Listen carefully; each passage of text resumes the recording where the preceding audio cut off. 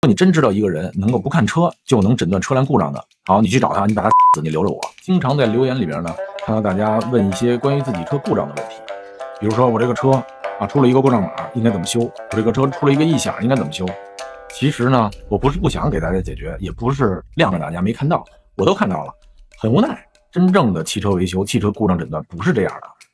没有办法不看到车就对一个车的故障进行判断和总结。如果你真知道一个人能够不看车就能诊断车辆故障的，好，你去找他，你把他你留着我。当然这是玩笑话啊。不过对于汽车故障诊断呢，我从事了20多年，真心的跟大家说，一线的工作没有那么简单。每一个车辆的故障都有它的个性化存在，而每一个故障它的现象可能一样，但是造成的原因不一样。同样，不同的车型故障的点可能一样，故障的现象也可能各种各样。因此上呢，我们在诊断汽车故障的时候都是有这么几条原则啊。第一，你要先判断这个问题是不是故障啊，别回头是正常的，你还修半天，又耽误时间，又浪费维修成本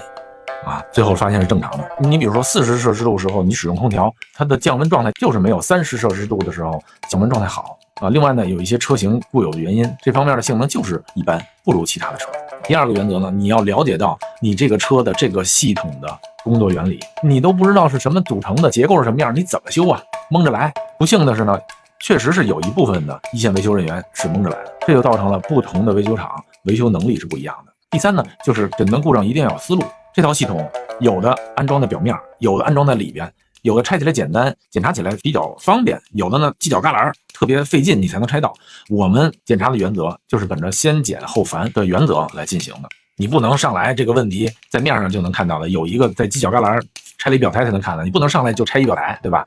这个是有一个顺序性的。第四呢，你就是要有一定的思路，这个思路其实是今天我们要聊到的一个问题啊。面对故障，我们怎么去理清一个思路？那其实这个思路问题呢，每一个车型、每一个故障它是不一样的啊，每一个人他也不一样。这个思路大家就可以理解为是一棵大树，它有梗概、有分支、有树叶。那么作为一个技术人员，你怎么能够顺着树干往上爬，顺到树枝摘到你那片需要的叶子呢？那就得需要专业的训练和长时间的一线工作。那么今天呢，就跟大家分析分析空调系统，如果你制冷的状态不好，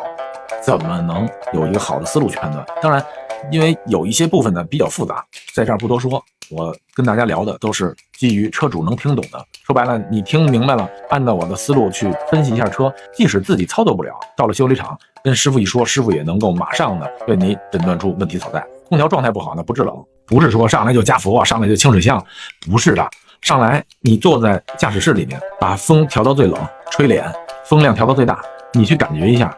它是没有风啊，还是风小啊，还是风的温度不够？这就涉及到了很多不同的方面啊。比如说根本就没有风，那我的补风机或者空调系统可能就完全不工作。如果说有风，但是风小，那可能是鼓风机的转速不够，或者是空调风道里面有堵塞的，比如说蒸发箱堵塞，比如说空调滤芯的堵塞。那这时候我去搬动一下室内外循环的开关，如果室外循环风小，室内循环风大，那说明在室外循环的进风口会不会有一些问题，比如说被杂物啊、被树叶挡上了。这些信息呢，作为车主咱们自己也能检查。再有大家要注意呢，就是吹冷风的时候一定要调到吹脸，因为冷气往下走，而且人遇到了特别热的情况，头先凉了就冷静了。相反，如果说是冬天我们需要暖风，那么要调到吹脚，因为热气是往上走的，同时人脚暖和了，那整体的人也就开始慢慢的暖和起来了。那么风向也是一个问题，就是你能不能调到吹脸，别回头制冷我一直吹脚或者一直吹风挡，那这时候它的制冷效果或者说人感觉到的降温效果就不好。这些呢都是和室内有关的。那么如果风量足够，调节的位置也对，还是不冷，那么你要感觉一下出风口的温度是不是不够低。当然如果你已经暴晒了很长时间，车内温度40-50度，你马上开空调它不会降低的。这个一般你要开起来，比如说开个5分钟，整体发动机的运转已经合适了，而且呢空调系统工作了一段时间以后，它的出风口温度应该逐渐的下降。这时候如果调到最冷，那它应该能感觉到冰手的这种感觉，甚至如果到比较潮湿的地方，你会看到喷白雾，出风口会结露，这样呢是正常现象。如果根本吹的就是热风或者是自然风，那说明冷源没有，冷源没有，那么我们就要去检查发动机舱里面的这些散热或者空调系统的部件。那么我们可以检查一下，就比如说我在开压缩机，就是 AC 开关的时候，发动机的转速有没有提升啊？如果发动机转速没有变化，那说明压缩机根本就没介入工作，而且电脑没有收到压缩机工作的信号，那你就要去检查是不是按钮的信号有问题，或者说空调工作的条件没有达到。我们说到空调工作的条件是什么呢？就是你水温不能高，空调的压力不能过高或者过低，蒸发箱的温度不能过低，它是检测结冰的。然后室内的温度不能错误，比如说你室内很热了，但是室内空气的温度信号，这个传感器给电脑的是一个错误信号。室内40度，它给过去的信号是一个10度的信号，传感器说了假话，那按照错误的信号去控制，肯定是这个结果。当然这些呢都是需要专业人士去验证的啊。那么如果我们开 AC 以后，发动机的转速有变化有波动，那同时呢能听到一些噪音，比如说电子扇工作的声音，比如说空调泵吸合的声音，这个可能中低端车听得比较明显啊，高端车听得就不明显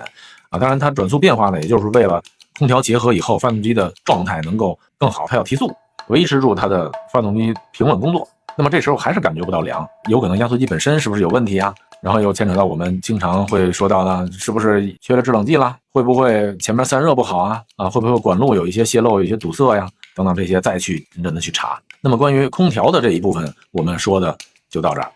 啊。至于空调系统的原理，我有视频，咱们可以去翻一翻啊，复习复习，在我主页里边搜索空调系统啊，大家都能搜得到。好，今天呢跟大家说2点，第一，车有问题赶快去专业地方维修，不要在线等，在线给你的答案只能是模棱两可的。第二，诊断是有思路的，今天给大家简单的捋了一下空调系统不制冷的思路。如果大家遇到了空调不制冷，在这个夏天里可以简单的去利用这个方法分析一下，自己搞不定了再去找专业的地方去维修，好吧？今天没有用的知识呢跟大家就聊到这儿，希望我给大家说明白了。好，咱们下回接着聊，拜拜。